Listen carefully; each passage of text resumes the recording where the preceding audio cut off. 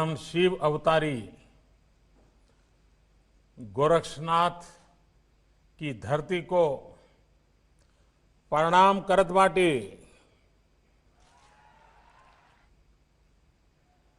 देवरहा बाबा के आशीर्वाद से ई जिला खूब आगे बढ़त बा। आज देवरहा बाबा की धरती पर हम चौरी चौरा के महान लोगन का स्वागत करत बाटी और आप सभी के नमन करन बाटी।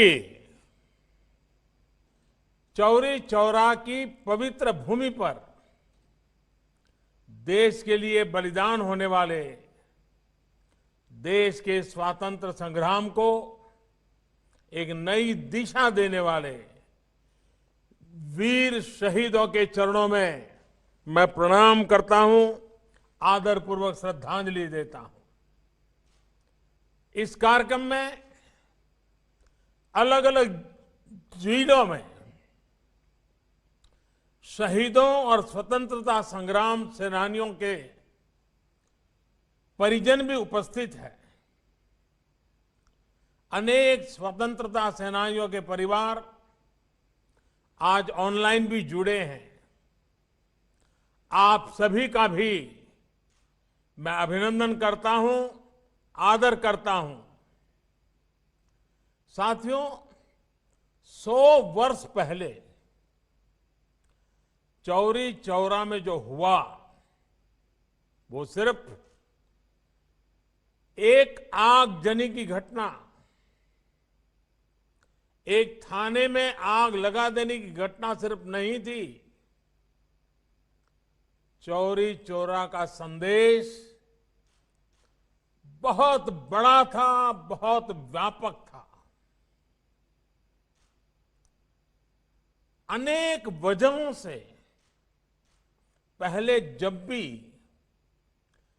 चौरी चौरा की बात हुई उसे एक मामूली आगजनी के संदर्भ में ही देखा गया, लेकिन आगजनी किन परिस्थितियों में हुई, क्या वजह थी, ये भी उतनी ही महत्वपूर्ण है। आग थाने में नहीं लगी थी, आग जन जन के दिलों में प्रज्वलित हो चुकी थी। चौरी चौरा के ऐतिहासिक संग्राम को आज देश के इतिहास में जो स्थान दिया जा रहा है, उससे जो जुड़ा हुआ प्रयास हो रहा है वो प्रशंसनीय है। मैं योगी जी, उनकी पूरी टीम को इस काम के लिए बधाई देता हूं। आज चौरी चौरा की शताब्दी पर एक डाक टिकट भी जारी किया गया है। आज से शुरू हो रहे ये कार्यक्रम पूरे साल आयोजित किए जाएंगे। इस दौरान चौरी चौरा के साथ ही हर गांव, हर क्षेत्र के वीर बलिदानियों को भी याद किया जाएगा।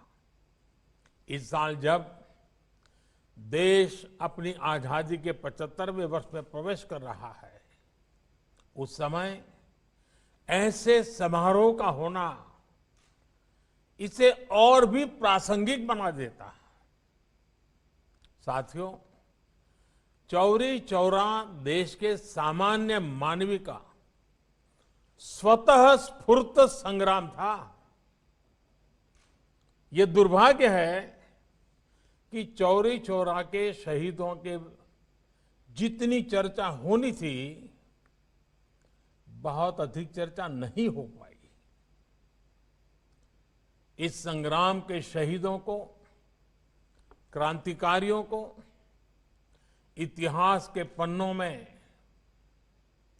भले ही प्रमुखता से जगह न दी गई हो, लेकिन आजादी के लिए उनका खून देश की माटी में जरूर मिला हुआ है, जो हमें हमेशा प्रेरणा देता रहता है।